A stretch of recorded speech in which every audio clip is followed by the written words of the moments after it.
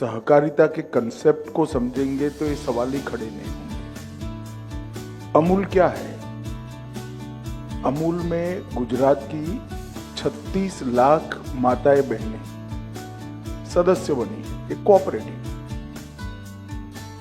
और 36 लाख माताओं बहनों ने कितना रुपया रोका है, इसमें इन्वेस्ट कितना किया है मालूम है आपको? सिर्फ 50 रुपया।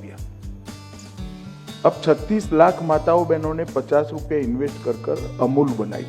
ये 36 लाख तो एक दिन में नहीं हुआ, धीरे धीरे कर हुआ है। अभी जैसे हमारा 2.5 लाख का रजिस्ट्रेशन हुआ है सारथियों का, तो धीरे धीरे कर 36 लाख हुआ है। अब ये 36 लाख माता बहनों की कोऑपरेटिव 1,25,000 करोड़ का टर्नओवर कर रही है।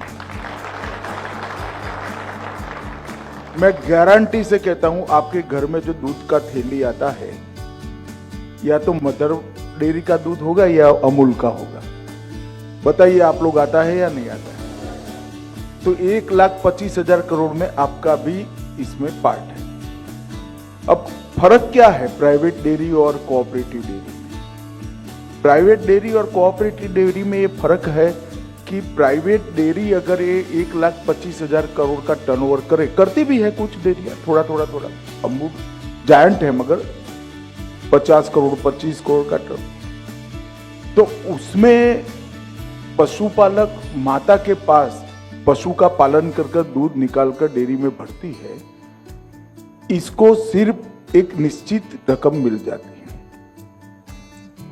अमूल में क्या होता है? अमूल में दूध एकत्रित किया जाता है, इसका आइसक्रीम बनता है, इसका थैली में दूध भी आपके यहाँ पहुंचता है, इसका पनीर भी बनता है, इसका दही भी बनता है, इसका घी भी बनता है, इसका दूध का पाउडर भी बनता है। अब ये सब बनता है तो मुनाफा भी होता है, पेड़े भी आप खाओगे, श्रीखंड भी खाओगे। तो मुनाफा प्राइवेट डेयरी में प्राइवेट डेयरी के मालिक के यहां जाता है। अमूल में ये बनाने का खर्चा जो 15% से ज्यादा नहीं, उन्होंने बताया 85%, एक्चुअल में 100%, बाकी का 15% तो बनाने का खर्चा है। जैसे आपकी वाहन आप चलाओगे तो पेट्रोल डालना पड़ेगा, ये तो खर्चा है ना। इस तरह से बाकी बना पूरा का पूरा मुनाफा वो दूध पशुपालन करने वाली माता के हाथ में, बेटी के हाथ में चला जाता है।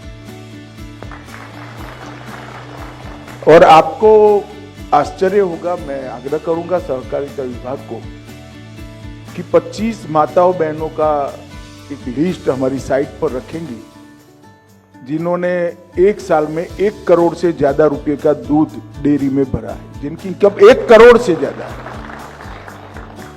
अब कहने के तो वो भी गाय भैंस पाल रही है। परसों के बाद हमारी साइट पर जाएंगे, फोटो के साथ होगा आपके पास। तो ये जो कंसेप्ट है वो ये है कि जो श्रम कर रहा है, जो मेहनत कर रहा है, उसी को मुनाफा मिले, किसी सेठ को न मिले।